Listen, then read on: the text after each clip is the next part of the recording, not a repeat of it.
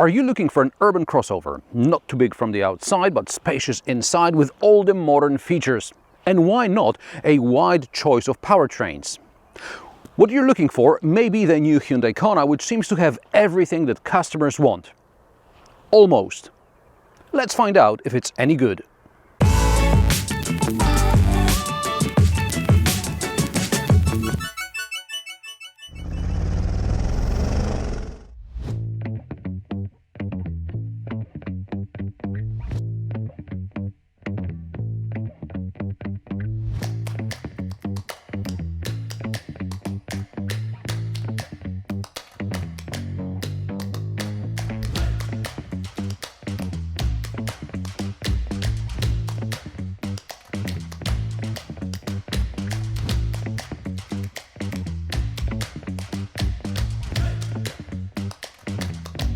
The Hyundai Kona is a B-crossover that has been in production since 2016. The car was offered with a wide range of powertrains, petrol, diesel and hybrid, as well as a pure electric. Some engine versions were available with all-wheel drive, a feature that's not common in larger compact crossovers these days, and in the B-crossover segment it's almost unheard of. The second generation debuted in 2023 and is available with front-wheel drive or all-wheel drive, with manual or automatic transmission, with a petrol engine, a hybrid or electric powertrain. Hyundai says the Kona was designed as an EV first and only later adapted to other powertrains. The front end of the new Kona is very straightforward, probably as a result of designing the car as an EV first and aerodynamics in mind. I like that the daytime running lights are connected by an illuminated bar. This gives the Kona a modern look. On the side, the accent lines form a letter Z. This looks very interesting, especially from 3/4 front and 3/4 rear, when we also see the flared wheel arches. At the rear, another glowing bar, this time connecting the rear lamps. Those lamp clusters on the bumper are the turn signals, stoplights and fog lights. The rear, like the front, is simple and rounded. The boot capacity is 466 liters regardless of the powertrain, 1300 liters with the seats folded. There are shopping bag hooks as well as a double floor under which unfortunately the parcel shelf does not fit. However, even when the floor is lowered, there's still room for a first aid kit and some washer fluid. Also, in its upper position, I think a mini spare would fit here comfortably. It's probably an option in some markets, but not here. The doors don't cover the sills, but at least there are reasonably sized door pockets. Legroom and headroom is generous. There are USB-C ports, air vents, heated side seats, which are an option, and an armrest with cup holders. The backrest splits 40-20-40. In the cockpit we have a wide display with something that looks like a speaker grill here on the left side. In the Elantra there was just bare plastic here, but now we get a fabric lining. The virtual instrument cluster and the center display are under one panel with a brake here where the steering wheel obstructs the view.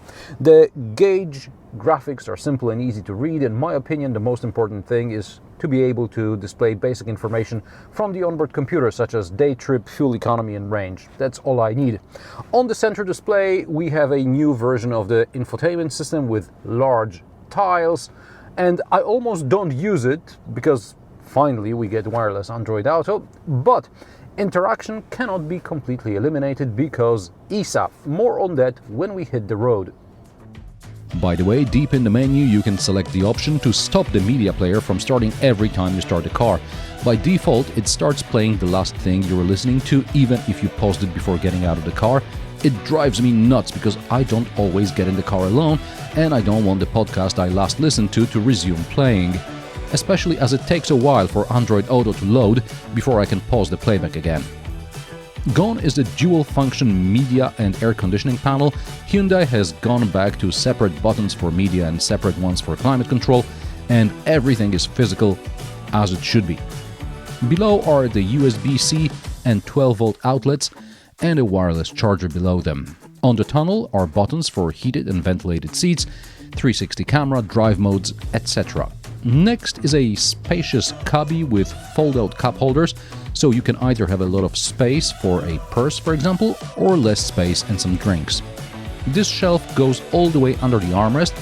Instead of a large storage compartment under the armrest, there is only a small tray, for example for coins. Unfortunately, this entire area is made of hard plastic, so whatever you throw in here will slide about and rattle. For some reason, Hyundai keeps doing things like this for as long as I can remember. The shelf in front of the passenger above the glove box is the same. It's finished with hard plastic, so items there will slip and make noise. The glove box is smallish, while the door pockets are good size.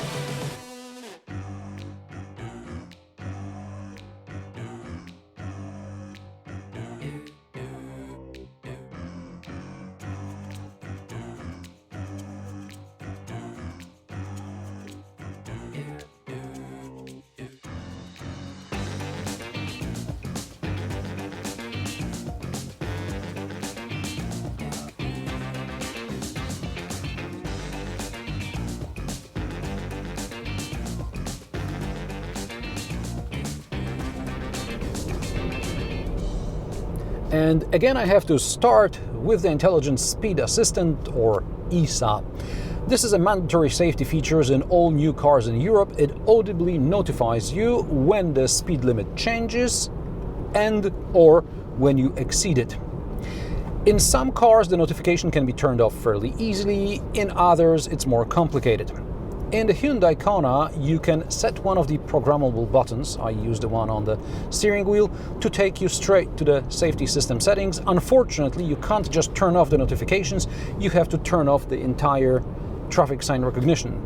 In the Kia EV9, with more or less the same version of the infotainment system, you can turn off notifications while the traffic recognition remains on.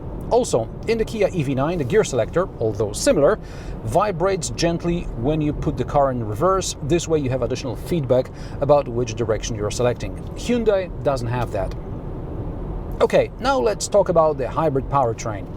The same is offered in the Kia Niro hybrid, but Kia also offers a plug-in version of the Niro. Hyundai decided to offer the Kona with regular internal combustion engines, should anyone wish.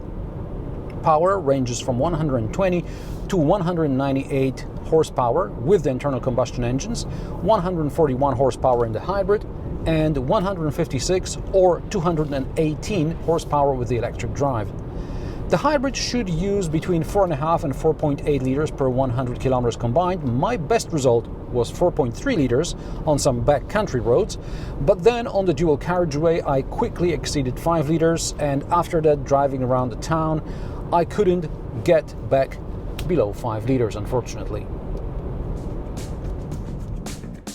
The claimed acceleration from 0 to 100 km per hour is about 11 seconds depending on the rim size.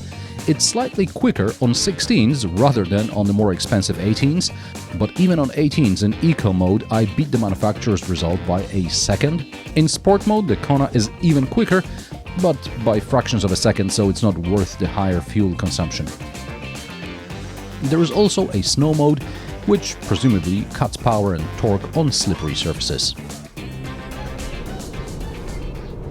Kona's ride and handling are what you would expect from a B-crossover. It gets from A to B. It's not too harsh, not too soft. The steering is direct enough, but not too much. It's also very light, which makes it easy to park.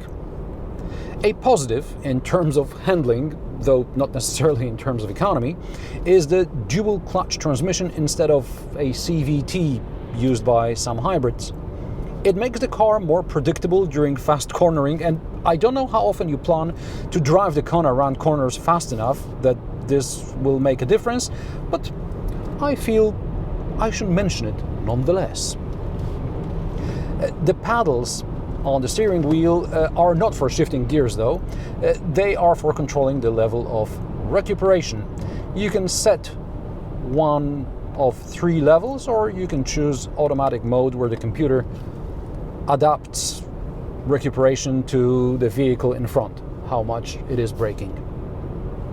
Something else that caught my attention is relatively low noise level in the cabin. The Kona is well soundproofed from underneath, and it's got decent aerodynamic properties, which means on dual carriageways there is very little wind noise, and yes, there is some engine noise, but in the city where this car will probably spend most of its time, the engine can hardly be heard.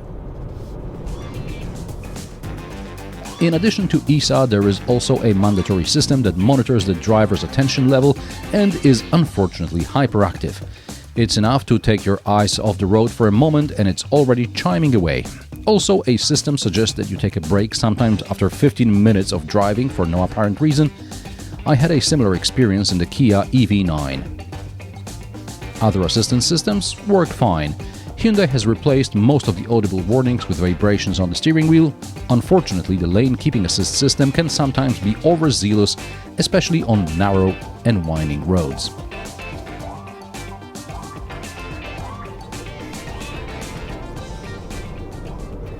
An interesting fact.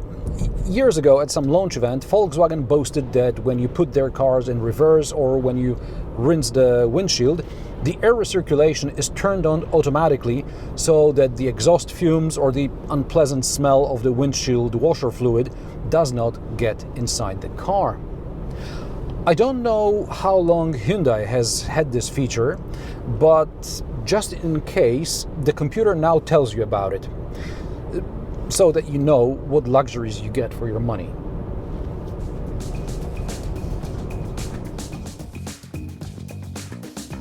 Speaking of money, the new Hyundai Kona Hybrid is slightly cheaper than the similarly sized Toyota CHR and Honda HR-V, both hybrids of course.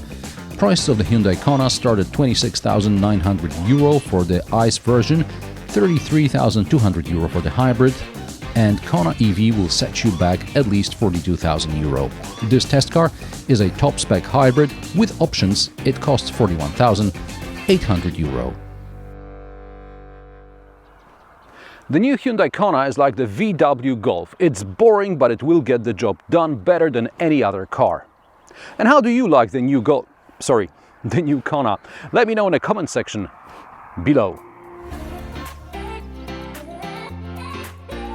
If you like my sarcastic, down-to-earth and possibly mildly amusing car reviews, join me every Friday at 3 p.m. Central European Time, and don't forget to subscribe and like this video as it helps me with the YouTube algorithm. Thanks for watching, and I will see you in the next one.